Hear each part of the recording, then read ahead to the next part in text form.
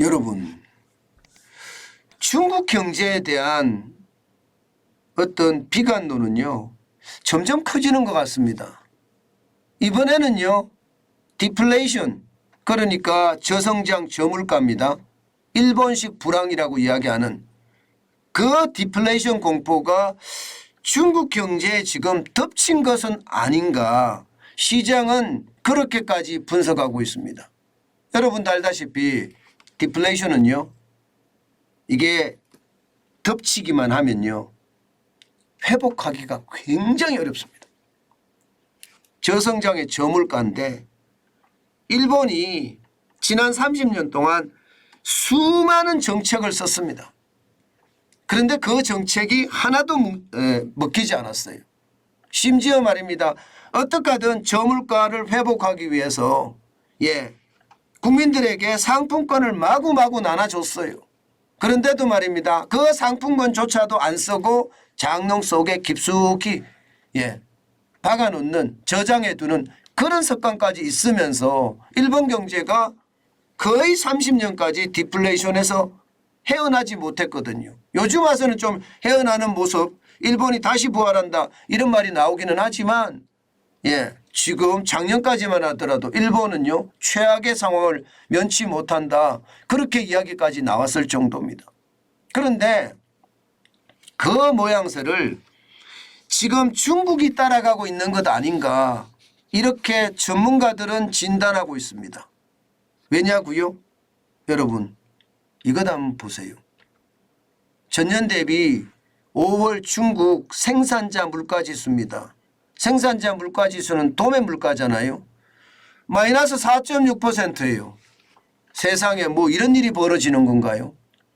여러분 생산자 물가는요 일정 부분 올라줘야 돼요. 경제가 커지면 커질수록 생산자 물가는 조금씩 올라주는 게 정상입니다. 그런데 4.6%가 떨어지니까요. 이거 지금 중국은 디플레이션 공포, 저성장, 저물가의 공포가 덮친 것 아니야. 이렇게까지 시장은 이야기하고 있습니다. 이게 도매 물가라는 게 여러분 생각해 보세요. 주요 원자재, 부자재 이런 거잖아요. 그죠? 게다가 공장도 출고 가격이에요. 공장도 출고 가격이 이렇게까지 떨어진다는 것은 디플레이션의 조짐이다. 이미 이렇게 분석합니다. 전체적인 추세선으로 한번 볼까요? 추세선으로 보더라도 이게 뭔가 심상치 않은 느낌을 받습니다. 작년 2021년이죠. 2021년 10월에 중국의 생산자 물가는요 13.5%가 올라가면서 1996년 이후 최고치라는 이야기를 했습니다. 그런데 11월에 12.9%까지 떨어지더니요 그야말로 급전직하해서요 2022년 10월에는 마이너스 1.3%까지 떨어졌습니다. 그러다가 2023년에 들어와서는 마이너스 행진입니다. 4월만 하더라도 마이너스 3.6%였거든요. 5월에도 4.6%고요. 그러니까 생산자 물가가 떨어지면 이게 말입니다. 결국 말입니다. 시장이 녹록치 않다는 이야기예요. 생산자 물가. 수요가 그만큼 줄어든다는 이야기니까요. 수요가 줄어들면 여러분 소비자 물가는 어떻게 될까요? 소비자 물가 떨어지겠죠. 일반적으로 생산자 물가가 떨어지면 그 다음 달에 소비자 물가에 반영되거든요. 소매 물가에 반영되는데 이게 심상치 않은 거예요. 소매 물가도 말입니다. 2020년 1월까지만 하더라도 5.4%까지 엄청나게 올라가던 것이 소매 물가도 떨어지고 있습니다. 소매 물가도 올 들어서 2.1%에서 2월에는 1%, 그리고 4월에 0.1%고요. 5월에 0.2%예요. 저물가가 어마어마하죠. 저물가가. 생산자 물가가 이렇게 떨어지니까 그것도 말입니다. 2020년 5월에 3.7%보다 더 떨어졌습니다. 그러니까 생산자 물가가 그야말로 폭락하고 있다고 봐야 되겠죠. 그러니 소비자 물가도 더 떨어집니다. 소비자 물가도. 이것은 시장에서요 굉장히 충격적으로 지금 받아들이고 있습니다. 이 디플레이션이거든 결국이요. 저성장이 현재는 아니다 이렇게 이야기합니다. 고성장이다 이렇게는 이야기하지만 그렇지만 이렇게 소비자 물가가까지 이렇게 떨어지면요. 예, 중국도 소비가 차지하는 비중이 굉장히 크거든요. 전체 경제 성장률의 60% 가까이가 예, 소비가 차지하는 비중입니다. 그런데 이 소매 물가가 떨어진다는 건 소비가 떨어진다는 건데 그럼 성장률이 또 빠질 수 있다는 이야기가 되는 거거든요. 그래서 시장의 위협이 커진다 이렇게 보는 겁니다. 실제로 말입니다. 중국 수출 5월에 마이너스 7.5%까지 떨어졌습니다. 3월에 14.8%까지 늘어나는 듯 보였지만 결국 말입니다. 4월 2달 천하로 끝나고요. 과거처럼 예, 수출이 마이너스를 거치는 어떤 예, 상황에 봉착한 거예요. 그러면 예, 이게 소매도 줄고요. 소매 물가가 떨어지면서 소비도 줄고요. 여기에다가 수출도 줄어요. 그러면 진짜 저성장의 어떤 모멘텀이 지금 만들어진다고 이야기할 수가 있겠죠. 실제로도 그렇게 나오고 있습니다. 여기에다가 인구까지 줄어듭니다. 인구까지 말입니다. 2020년에 예, 지금 있는 그대로를 보면 14억 1212만 명이었거든요. 그런데 지금 2022년을 보면요. 14억 1175만 명이에요.